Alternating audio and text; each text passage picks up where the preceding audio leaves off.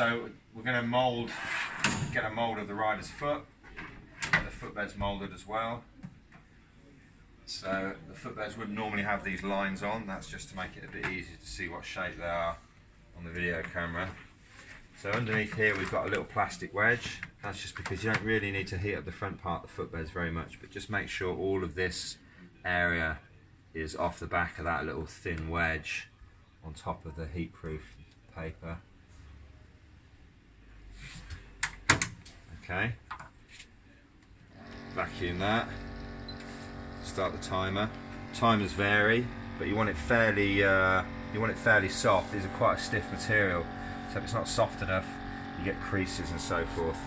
Okay, so that's just going to quietly happen there. And these pads, just get them vaguely flat. Back to both of those.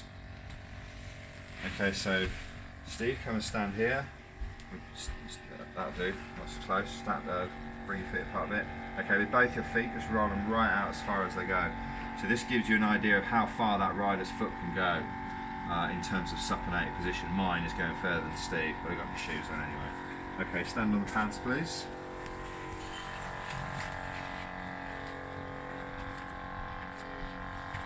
Okay, so with your right foot, just move it slightly towards the right.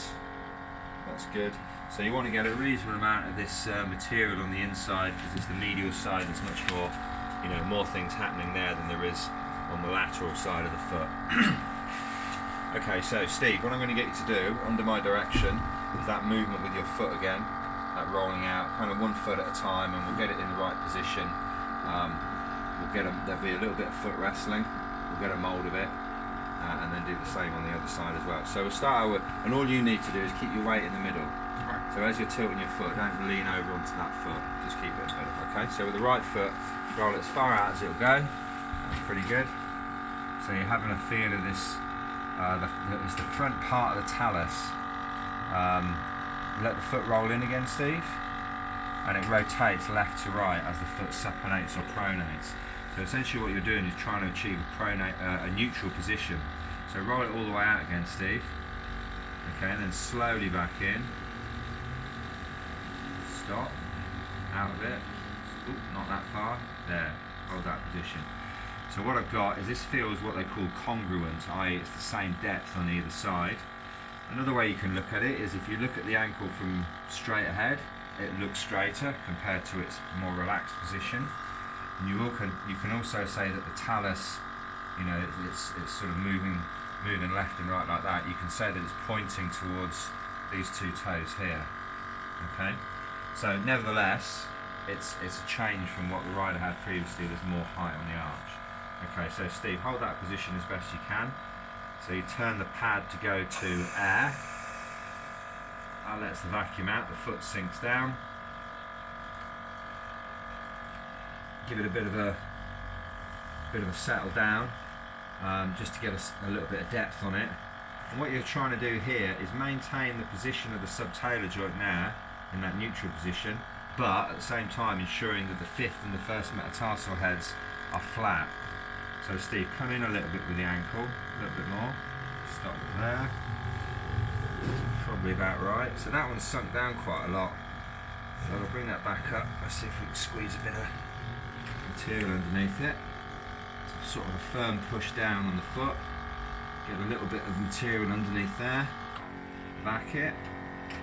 And before it backs hard, turn it back to off again. So that's quite soft, but it will hold its position. So lift the foot up, Steve. All the way off. Okay, so we've got a reasonable amount of depth in the heel there. We've got this little kind of shape here, which is a bit of a sort of a kick up, and we've got basically the same height on the metatarsal heads there. We're pretty deep there, we're almost bottomed out the pad, but since we haven't, that's basically okay. Okay, so Steve, gently put your foot back in there, get the heel in the back, that's it.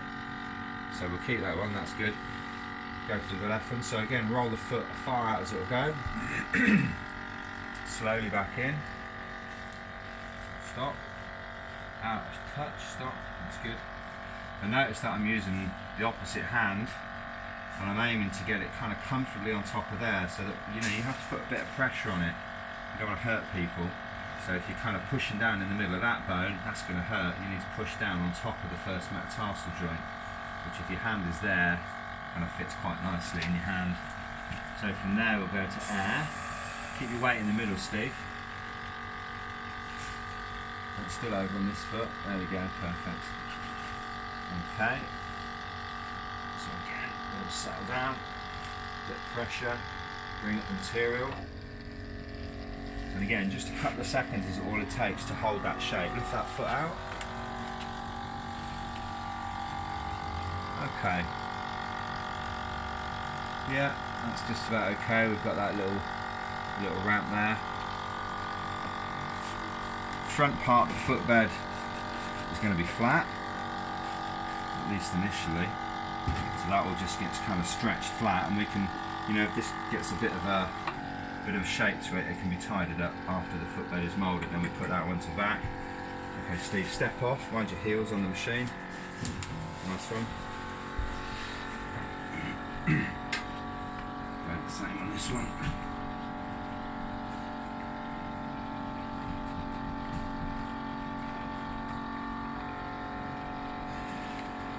And then you wait another 3 minutes for those to cook.